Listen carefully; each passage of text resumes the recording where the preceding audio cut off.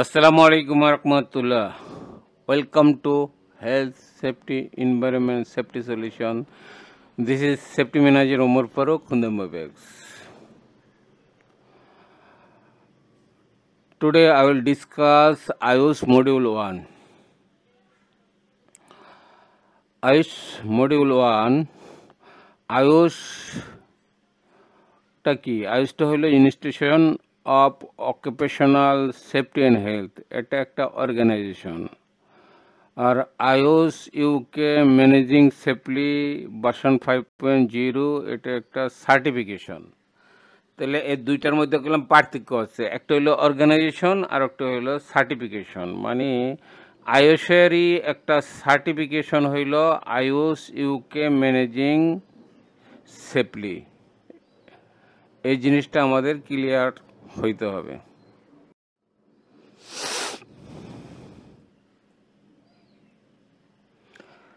আচ্ছা, আইওসের মধ্যে যে মডিউল আছে, মডিউল 1 আছে, 2 আছে, 3 আছে, 4 আছে, 5 আছে, 6 আছে, 7 আছে। ওয়ার্ক প্লেসে কাজ করার জন্য এই জিনিসগুলোর নলেজ থাকা খুব গুরুত্বপূর্ণ। এই জিনিসগুলোর নলেজ থাকলে এক তো হইল ওয়ার্কারের যেমন নিরাপদভাবে কাজ করতে পারবে এবং ওয়ার্ক প্লেসে যে ইকুইপমেন্ট ম্যাটেরিয়াল থাকে এগুলো সেফলি কাজ করতে পারবে। Module 1 introducing managing safely means এখানে আমি যদি ওয়ার্ক প্লেসে যে মোরাল রিজন, যে লিগেল রিজন, যে ফিনান্সিয়াল রিজন, এটা যদি যথাযথভাবে করতে পারি তাইলে আমার কি অ্যাক্সিডেন্ট ইনসিডেন্ট যেমন কম হবে, লোকবলও নিরাপদ থাকবে। মডিউল 2 যেটা, এটা হলো আমার যে রিস্ক থাকবে, যে রিস্কের কারণে অ্যাক্সিডেন্ট ইনসিডেন্ট হবে, এই রিস্কটা কি লো রিস্ক না মিডিয়াম রিস্ক না হাই রিস্ক। এগুলো যদি হাই রিস্ক থাকে তো এটার কন্ট্রোল মেজার নিতে হবে। কন্ট্রোলিং রিস্কের মাধ্যমে কন্ট্রোল মেজার নিয়ে যেটা হাই রিস্ক থাকবে এটা আমার লো রিস্কে আনতে হবে, সেফ ওয়ার্ক প্লেস বানাইতে হবে, তারপর কাজ করতে হবে। আন্ডারস্ট্যান্ডিং রেসপন্সিবিলিটি বলতে এখানে যে আমি যে এখানে সেফ ওয়ার্ক প্লেস করলাম, সেফ ওয়ার্ক প্লেস করার পরও যদি ওয়ার্কার সে সেফটি কমপ্লায়েন্স না করে, তার দোষের কারণে সে এটার জন্য শাস্তি পাবে।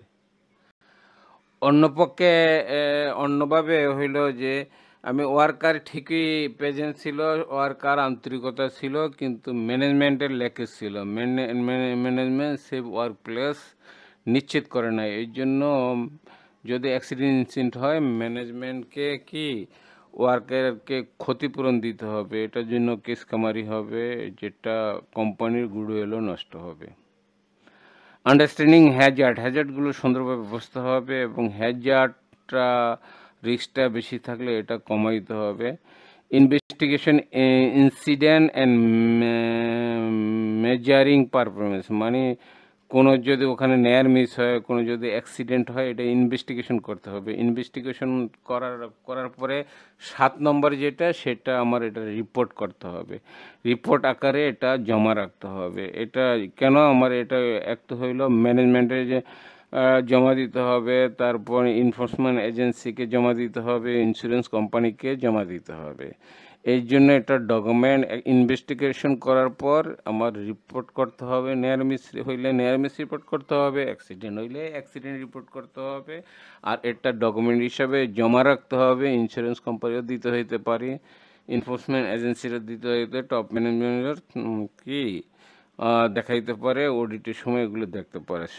এই জন্য ডকুমেন্ট মেনটেন করতে হবে। এখন কথা হইল যে learning purpose of iOS MS.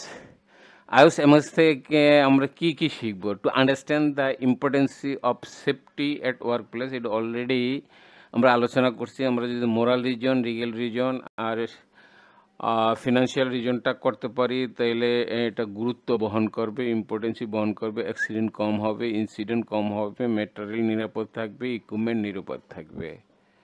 Not only that but also to maintain health and safety at work place, মানে হেলথ যেমন ওয়ার্কার মানে সুস্থ থাকবে, কোনো ইনজুরি হবে না, আর কাজগুলো নিরাপদভাবে হবে। আর আমার কি করতে হবে, to identify Hazard and control risk. যে ওয়ার্ক প্লেসে কাজ করতে গেলে হ্যাজার্ড হইতে পারে, রিস্ক হইতে পারে, এটা আমার রিস্ক ম্যাট্রিকের মাধ্যমে এটা রিস্ক অ্যাসেসমেন্ট বানাইতে হবে, যে সে বানায় এটা কন্ট্রোল মেজার নিতে হবে, রিস্ক কমায় কাজ করতে হবে। আর এখানে আরও একটা জিনিস যেটা ইম্পর্টেন্ট, যে কাজ করতে গেলে যদি কোনো নেয়ার মিস হয়ে যায়, অ্যাক্সিডেন্ট হয়, সেটা প্রপার ইনভেস্টিগেশন করতে হবে। ইনভেস্টিগেশন করলেই হবে না, এটার ইনভেস্টিগেশন করে নেয়ার মিস হলে নেয়ার মিস রিপোর্ট করতে হবে, অ্যাক্সিডেন্ট হলে অ্যাক্সিডেন্ট রিপোর্ট করে জমা দিতে হবে, যাতে এক্সটার্নাল ইন্টারনাল অডিট আসলে এটি দেখানো যায়, এটা পজিটিভ সেফটি কালচার করা যায়।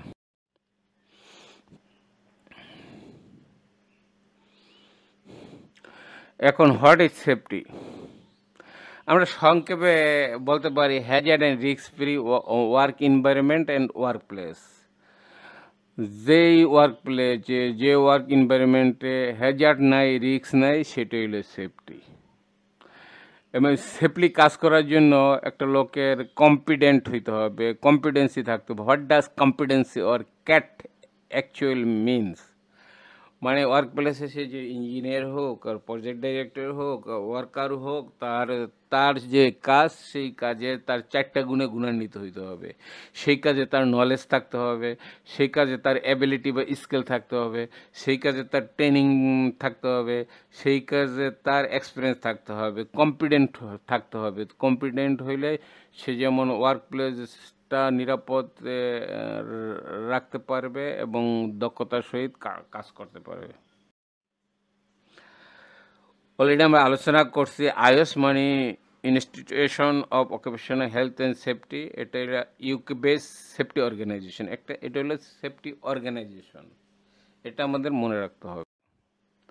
আর আইওস এমএস এটা হইলো একটা সার্টিফিকেশন, এমএস মানে ম্যানেজিং সেফলি, আর IOSH MS UK base certification, যেটা আমরা অলরেডি আলোচনা করছি। তাহলে দুইটার সাথে মিলানো যাবে না, পার্থক্য একটা হলো অর্গানাইজেশন আর একটা হলো সার্টিফিকেশন, এই জিনিসটা আমার ক্লিয়ার হইতে হবে।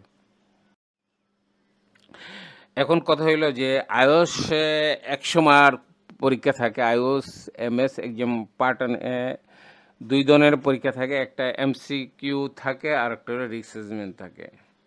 এমসিকিউতে টোটাল 60 থাকে, 60 মার্ক থাকে, এটার মধ্যে মিনিমাম 5 মার্ক 36 পাইতে হবে।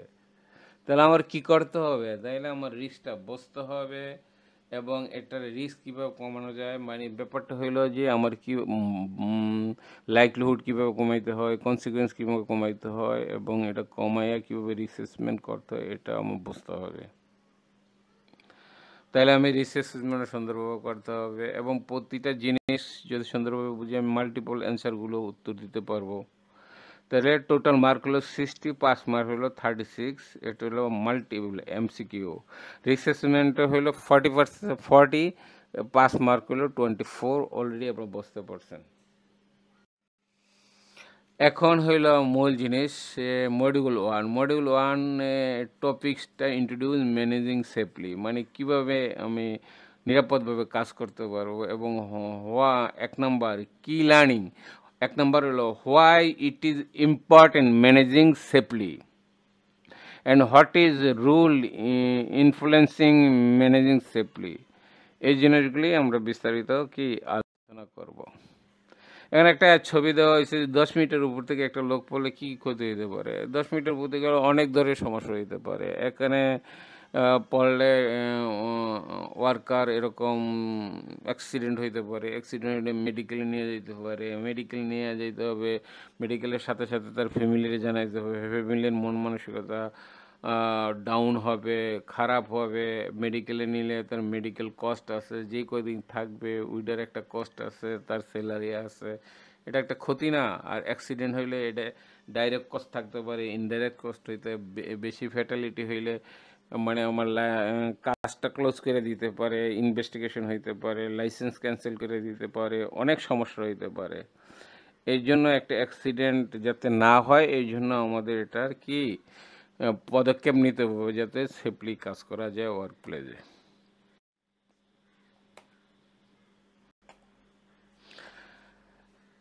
why managing safely is important.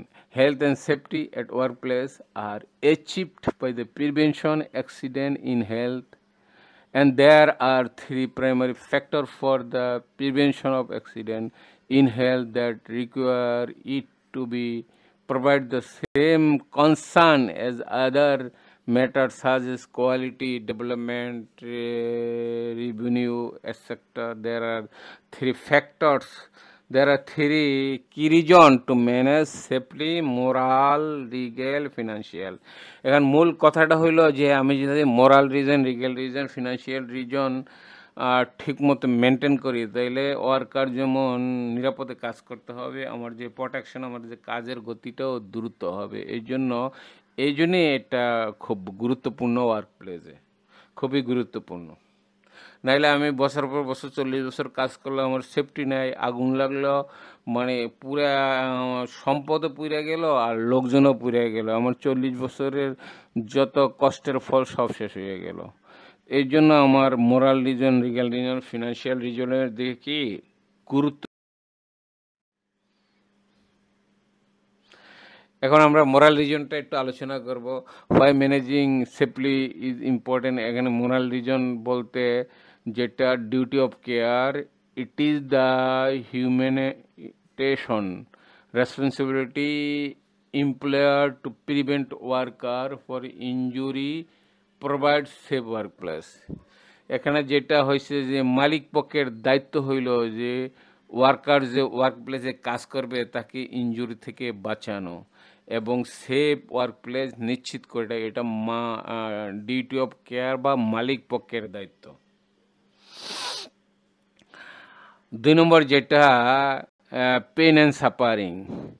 If the employer does not provide safe workplace, then accident may be happen, which is lead to pain and suffering to the worker and also to their family member, because every family member are emotionally attachment with each other and also depend financial on the salary of the worker.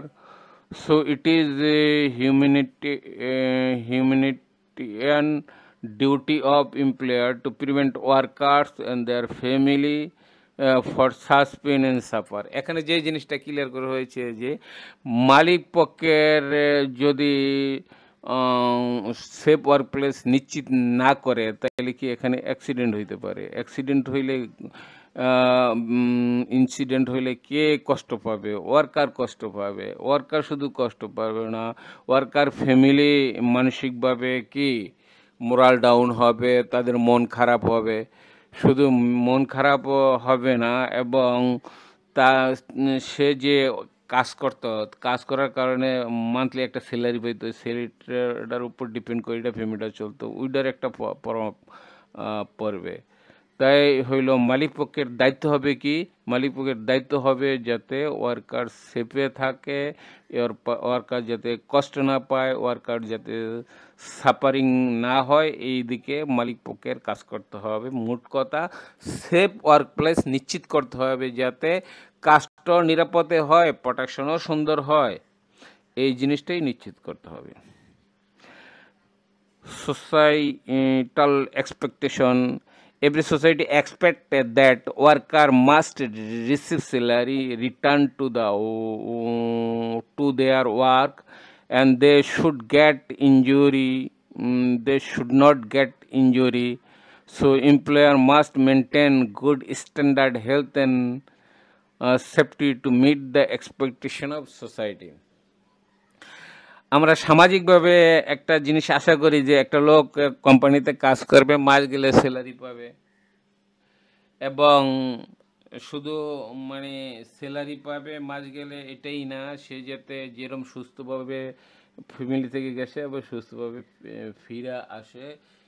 এই জন্য মালিক পক্ষের যে standard, health and safety স্ট্যান্ডার্ডটা maintain করতে হবে। এটা যে মানে ওয়ার্কারেরা যেমন আশা করে, সোসাইটির লোকও আশা করে, এই জিনিসটি এখানে বলা হয়েছে আর কি। এটা আগে আলোচনা করা হয়েছে যে অ্যাক্সিডেন্ট হইলে আমি যে অ্যাম্বুলেন্সে নিয়ে যাব, অ্যাম্বুলেন্সে নিয়ে গেলে এটা একটা কস্ট। তারে যদি আমি 15 দিন রাখি এর মেডিসিনের একটা কস্ট, হাসপাতালে যে থাকবে এটার এটা একটা কস্ট, তার যে স্যালারি দিতে হবে এটা একটা কস্ট।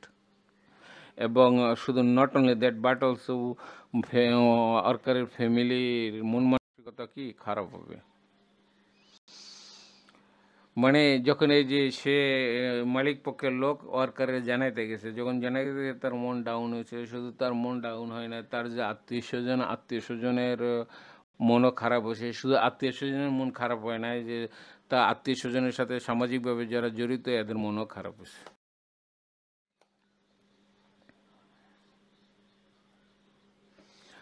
এখন আমরা মানে অ্যাক্সিডেন্টটা হওয়ার পর কি কি ফিনান্সিয়াল রিজন কি কি করে হইতে পারে। Direct cost, it is the cost of accident which is measurable. মানে ডাইরেক্ট কস্টটা যেটা দেখা যায়, গণনা করা যায়। মানে আমি যে মানে ফার্স্ট এড ট্রিটমেন্ট কস্ট, মানে যে অক্সিজেন আমার ফার্স্ট এড ট্রিটমেন্ট কস্ট, এটাও তো একটা কস্ট হয়েছে, যে যেটা খরচ ডাইরেক্ট কস্ট হিসেবে আমরা ধরতে পারি। অলরেডি বলছি যে হাসপাতাল থাকলে যে কস্ট, এইটা একটা ডাইরেক্ট কস্টের মধ্যে পড়ে। আমার সিক পে মানে দিতে হবে, এটা একটা ডাইরেক্ট কস্টের মধ্যে পড়ে। Property damage due to accident, এই যে অ্যাক্সিডেন্টের কারণে প্রপার্টি ড্যামেজ হয়েছে, এটাও তো একটা কস্ট, এটাও ডাইরেক্ট কস্টের মধ্যে পড়ে, যেটা কোম্পানির ক্ষতি হয়েছে। তারপরে যে কম্পেনসেশন মানে খরচ, এই যে মানে অ্যাক্সিডেন্ট, সিক ফি, হসপিটাল ট্রিটমেন্ট কস্ট, এটি পুরো খরচ হয়েছে, এই জিনিসটা কেন বোঝানো হয়েছে। এখন এখানে ফাইন হইতে পারে, লিগেল ফাইন হইতে পারে। তারপরে ইন্স্যুরেন্স যা ছিল এটা, যে ফিনান্সিয়াল রিজনের মধ্যে ইনডাইরেক্ট কস্ট যেটা দেখা যায় না বা বাট খরচ হয়, যেমন loss of reputation due to accident. আমরা আগে দেখছি যে ডাইরেক্ট কস্টের মধ্যে অনেক খরচ হয়েছে, প্রপার্টি ড্যামেজ হয়েছে, তারপরে ইন্স্যুরেন্স বাইরে গেছে, এগুলোর চেয়েও বেশি মানে খরচ হইল রিপুটেশন নষ্ট হওয়া। রিপুটেশন নষ্ট হইলে যে আমি কাজটা পাইছি, যে আমার সাথে কাজটা চুক্তি করছে সেই কাজটা থেকে সরে যাবে, বা যারা করতে চাইছে আরও দূরে চলে যাবে। তার মানে এটা ডাইরেক্ট ইনডাইরেক্ট কস্টটা ডাইরেক্ট কস্টের চেয়েও বেশি ডেঞ্জারাস, বেশি ক্ষতি, কোম্পানির রেপুটেশন নষ্ট হওয়ার জন্য যথেষ্ট। Negative public image due to accident will drop the sales of the product. মানে যে তার যে অ্যাক্সিডেন্ট হয়েছে, অ্যাক্সিডেন্ট হইলে তো এটা একটা নেগেটিভ পাবলিক ইমেজ হবে, এটা একটা ব্রডকাস্টিং হবে, লোক জানাজানি হয়ে যাবে। এত করে তার যে সেল প্রোডাকশন কম হবে, সেলটাও কমে যাবে, এবং কোম্পানির যেটা অনেক ক্ষতি হবে। Loss of moral of the worker, slow down productivity. মানে একটা লোক সাথে কাজ করতেছিল, একই সাথে কাজ করতো, একই সাথে যাইতো, এই লোকটা হসপিটালে গেছে, অ্যাক্সিডেন্ট হয়েছে। আগে যে কাজের গতি ছিল, এই জন্য তার সাথের বাইকটা অ্যাক্সিডেন্ট হওয়ার কারণে তার মোরালটা ডাউন হয়ে গেছে। এখন আগে যে সে প্রোটেকশন দিতে পারতো, এখন আর সেটা দিতে পারে না, কেননা সে মানসিকভাবে মেন্টালি তার ডাউন। এই জন্য এটা একটা বড় ধরনের কি প্রভাব ফেলে। কস্ট অফ অ্যাক্সিডেন্ট ইনভেস্টিগেশন, এখন এটা তো ইনভেস্টিগেশন হইতে হবে, অ্যাক্সিডেন্ট হোক আর নেয়ার মিস হোক, এটা ইনভেস্টিগেশন, এটাও তো একটা কস্ট আছে, যেটা ইনডাইরেক্ট কস্টের মধ্যে পড়ে। Replacement worker cost, new worker appointment cost. মানে যে ওয়ার্কারটা অ্যাক্সিডেন্ট হয়ে গেছে, ডিজেবল হয়ে গেছে, সে তো আর ওয়ার্ক প্লেসে কাজ করতে পারবে না, তাহলে কাজ যদি না করতে পারে তার পরিবর্তে একজন লোক নিতে হবে। লোক নিতে হইলে যে লোক নিবে তারও একটা কষ্ট আছে, যারে নিবে সেও কষ্ট আছে, আর যে নতুন লোকটারে নিয়ে ইন্ডাকশান দিতে হবে, আবার তার ট্রেনিং করাইতে হবে, আবার তার নলেজ দিতে হবে, আবার তার এবিলিটি স্কেল করতে হবে, ট্রেনিং করতে হবে, এক্সপিরিয়েন্স দিতে হবে। এই জন্য কষ্ট বাইরে যাবে, যেটা ইনডাইরেক্ট কস্টের মধ্যে পড়ে।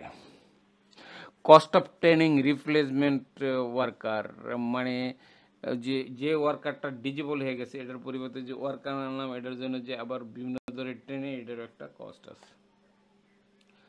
And cost of in the court, মানে অ্যাক্সিডেন্ট ইনসিডেন্ট হইলে এটা যদি মানে ম্যানেজমেন্ট ঠিকমতো সেফটি দিতে পারে না, এই জন্য হয়, তাহলে সে কোর্টে যাবে। সেই জন্য কোর্টে গেলে সে যদি যে ক্ষতি, যার ক্ষতি হয়েছে, সে যদি যুক্তি দিতে পারে, প্রমাণ দিতে হয়, তার ক্ষতিপূরণ দিতে হবে। তো এটা একটা কস্ট না, এটাও একটা indirect cost. Lost of productivity, যেহেতু মোরাল ডাউন, প্রোডাক্টিভিটি কমবে। Lawyer fee of fight case in the accident, এবং উকিল যে আমি নিয়োগ করব, এরও তো একটা মানে সে যে এটার জন্য নড়বে, এইটার জন্য আমার কি একটা খরচ আছে। এখন ব্যাপারটা হইল যে এটা ব্রডকাস্টিং হয়ে যাবে। ব্রডকাস্টিং হইলে জানাজানি হয়ে যাবে। কোম্পানি এক্সকিউজ মি, কোম্পানির কাজ কি,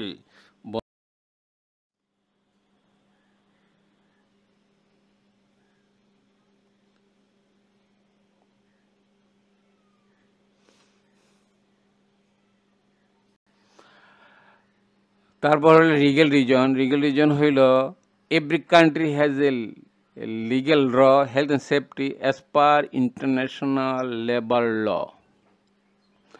The employer must provide safe workplace by controlling the risks of the workplace, মানে ওয়ার্কপ্লেস যে হ্যাজার্ড আছে, রিস্ক আছে, এটা কন্ট্রোল করার জন্য আমার কি সেফ ওয়ার্ক নিশ্চিত করতে হবে। এটা যেমন একটা দেশীয় আইন আছে এবং এটা একটা ইন্টারন্যাশনাল লেবার ল আইন আছে। এই আইন অনুসারে যদি না করে সে মানে এর অ্যাকশন নিতে হবে। মানে কোম্পানি যদি না করে, কোম্পানির জরিমানা করতে হবে, লাইসেন্স ক্যান্সেল করে দিতে হবে। ওয়ার্কার যদি না মানে, ওয়ার্কারের শাস্তি দিতে পারবে। এই জন্য আমাদের কি এই জিনিসটাও কি খেয়াল করতে হবে। Consequence not following the legal law for health and safety, মানে হেলথ অ্যান্ড সেফটিতে যদি লিগেল ল আছে, এটা যদি না ফলো করে, তাহলে কি করবে, সে ইমপ্রুভমেন্ট নোটিশ দিবে। The enforcement agency give suggestion to improve health and safety, issuing improvement notice duration হলো 21 days। মানে সে যদি সেফটি ঠিকমতো না মানে, তার enforcement agency health and safety সুনিশ্চিত করার জন্য 21 দিন সময় দিবে, যে এই সময়ের মধ্যে তুমি আগে সেফ প্লেস, ওয়ার্ক প্লেস নিশ্চিত করো, তারপর কাজ করো। কিন্তু এই 21 দিনের মধ্যে যদি সে মানে সেফ ওয়ার্ক প্লেস নিশ্চিত না করতে পারে, তাহলে তার কি হবে, প্রহিবিশন নোটিশ হবে। If the necessary improvement are not introduced after getting improvement notice, then improvement agency will stop the job by issuing prohibition notice। মানে এনফোর্সমেন্ট এজেন্সি তো 21 দিনের জন্য একটা নোটিশ দিছিল যে তোমার এখানে ওয়ার্ক প্লেসে সেফ ওয়ার্ক প্লেস নাই, এটা নোটিশ দিছে। তো 21 দিন পরে যখন আইসা দেখবে যে তার সেফ ওয়ার্ক প্লেস সুনিশ্চিত হয় নাই, তখন তার কাজটাই বন্ধ করে দিবে। যে কাজটা বন্ধ করার জন্য প্রহিবিশন নোটিশ দিবে। আগে দিছিল কি ইমপ্রুভমেন্ট নোটিশ, এখন দিল প্রহিবিশন নোটিশ। তারপরে যে দাবটা সেটা হইল যে প্রহিবিশন নোটিশে যদি কাজ না করে, if the accident happen then employer has to appear the court. তারপর সে ইনফরমেশন নোটিশে যদি কাজ না করে, তার কোর্টে যাবে, লিগ্যাল ফাইন হবে, জেল হবে, লাইসেন্স ক্যান্সেল হয়ে যেতে পারে, সিভিল ক্লাইম হইতে পারে। মানে সিভিল ক্লাইম বলতে ওয়ার্কারের দোষ থাকলে ওয়ার্কার শাস্তি পাবে। আর কোম্পানি যদি সেফটি ঠিক মতো না দিতে পারে, তাইলে তারে ওয়ার্কারের ক্ষতিপূরণ দিতে হবে। তারপর কি এটা মানে কোম্পানি এরকম কাজটা বন্ধ করে দিবে, আর ইনভেস্টিগেশন চলতে থাকবে। ইনভেস্টিগেশন চলার পরে আসবে হইলো ব্রডকাস্টিং, যে ব্রডকাস্টিং হবে, টিভিতে ব্রডকাস্টিং হবে, তারপর ইউটিউবে হইতে পারে, তারপর ফেসবুকে হইতে পারে, লিঙ্কইনে হইতে পারে, জানাজানি হইতে পারে। তার একটা বড় অর্ডার ছিল, সেই বড় অর্ডারটা যারা দিছে তাদের মন মেন্টালি ডাউন হবে, তারা হয়তো কাজটা মানে পার্সেস অর্ডারটা ক্যান্সেল করে দিতে পারে। আরও যারা তার ওয়ার্কার আছে তারা মানে নিরুৎসাহিত হবে, তাইলে এখানে কি হইল ব্যাপারটা? ব্যাপারটা হইল যে আমার যে ডাইরেক্ট যে কস্ট আছে, ডাইরেক্ট কস্টের চেয়ে ইনডাইরেক্ট কস্টের বেশি ক্ষতি হইল।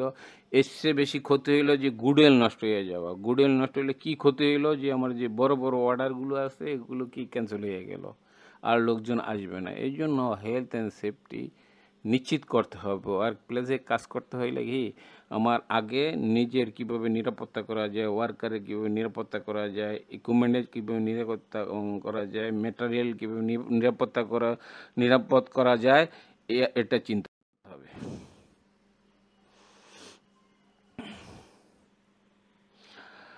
What are my responsibility as a manager? As a manager, you are in the front line of safety. As the representative of the employer, you will make decision about local safety practice. You are in control what really happen. Manager হইল কি মালিক পক্ষের কাছাকাছি লোক, ও তারই এই এখানে risk থাকলে, Hazard থাকলে এটা রিস্কটা কীভাবে কমানো যায়, হ্যাজার্ড কীভাবে কমানো যায় এবং সেফলি কাজ করতে হয়, এটা তারই দায়িত্ব নিতে হবে। এটাই তার দায়িত্ব। এই জন্য তার কি মানে প্রতিটা ওয়ার্কারের সেফটি সম্পর্কে মানে নলেজ দিতে হবে, যাতে সে নিরাপদভাবে সেও কাজ করতে পারে, প্রোটেকশন যাতে বাড়তে পারে।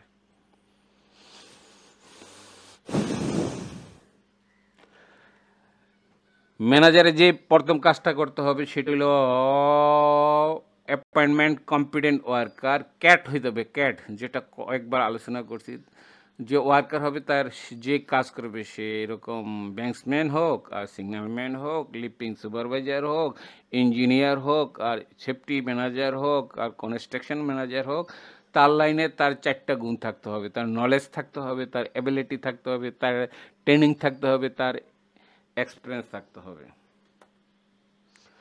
শুধু এটা দিলেই হবে না, টাইম টু টাইম তাকে ইনফরমেশান দিতে হবে, ইনস্ট্রাকশন দিতে হবে, ট্রেনিং দিতে হবে। ট্রেনিং দেওয়ার সাথে সাথে সুপারভিশন রাখতে হবে যে তারা ঠিকঠাক মতো আমি যে ইনস্ট্রাকশন দিছি এটা ঠিক মতো কাজ করছে কি না।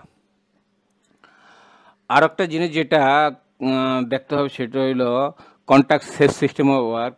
ইট is the process of developing safe working method. মানে আমার কোনো জায়গায় কাজ করতে হলে যেখানে রিস্ক আছে, এখানে আমার মেথড স্টেটমেন্ট আছে কি না এটা দেখতে হবে। মেথড স্টেটমেন্ট এটাও সেফলি কাজ করার একটা ডকুমেন্ট। রিস্ক অ্যাসেসমেন্ট আছে কি না এটা দেখতে হবে। এটাও আমি হ্যাজার্ড রিস্ক কমায়া নিরাপদভাবে কাজ করার একটা ডকুমেন্ট। জব সেফটি অ্যানালাইজ আছে কিনা, জেএসএ আছে কিনা, এটা হইলো যে আমি যে ডেডিকেট নির্দিষ্ট একটা কাজ করব ওইটার রিস্ক হ্যাজার্ড কমায় জেএসএ আছে কিনা এটা আমার চিন্তা করতে হবে। আর পারমিট আছে কিনা, পারমিট টু ওয়ার্ক আমার আছে কিনা এটা নিতে হবে। এগুলো সব কাজগুলোর মূল উদ্দেশ্য হইলো হ্যাজার্ড রিস্ক কমায়া নিয়ে ওয়ার্কারের মানে জানের নিরাপত্তা দেওয়া এবং যে ওখানে যে ইকুইপমেন্ট ম্যাটেরিয়াল আছে এটার নিরাপত্তা দেওয়া।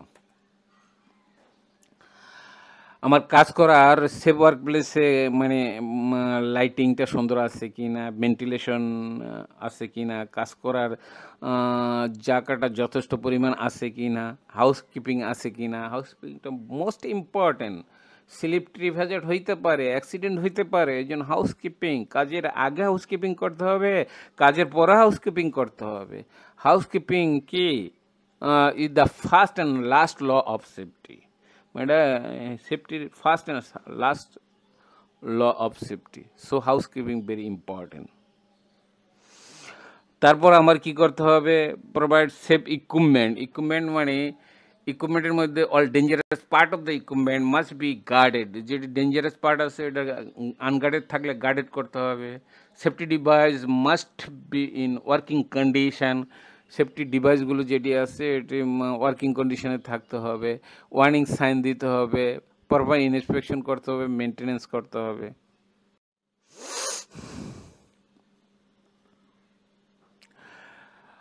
Responsibility lead to accountability. As a manager, you can delegate the responsibility, but you cannot give your accountability.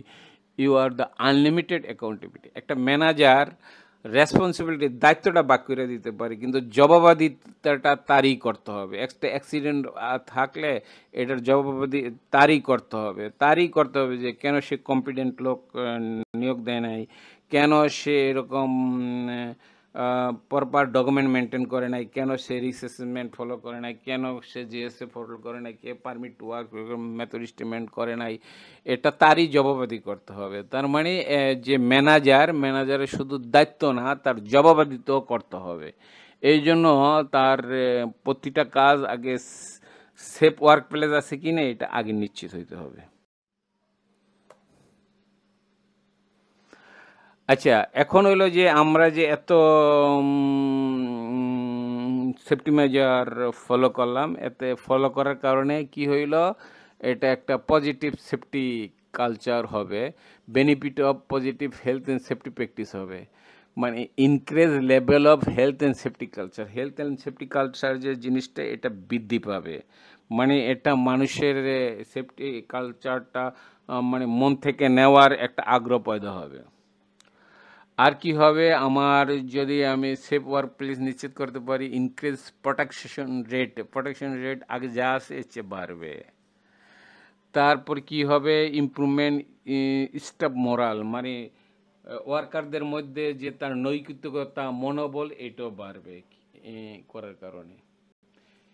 Improvement কোম্পানির রিপুটেশন বাড়বে, এখানে অ্যাক্সিডেন্ট নাই, ইনসিডেন্ট নাই, মানে প্রোটেকশন ভালো, সেলস সার্ভিস ভালো, কোম্পানির রিপুটেশন তো অবশ্যই বাড়বে।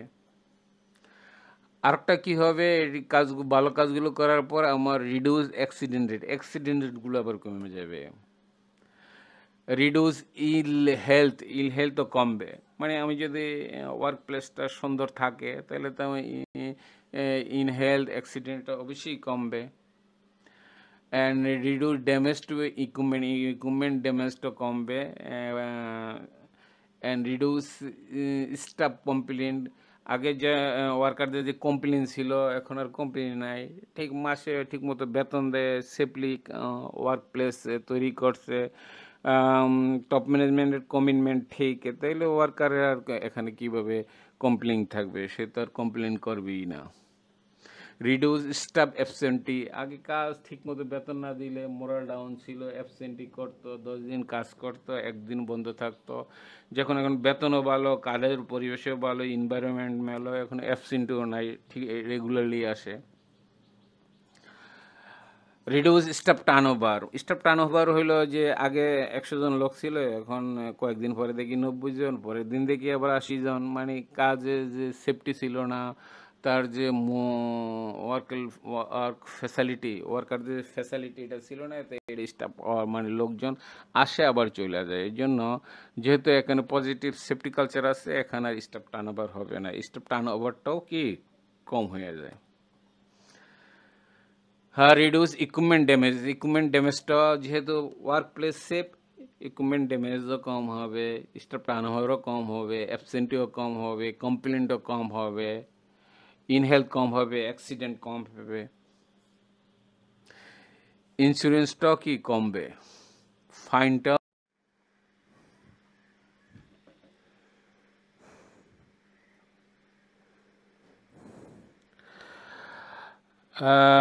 Please subscribe, like, share, comment my YouTube channel, Facebook, LinkedIn. Thank you very much আমার সাথে থাকার জন্য। আমার ভিডিওতে কোনো লেকেজ থাকলে অবশ্যই আমাকে জানাবেন, উৎসাহিত করবেন। Thank you very much.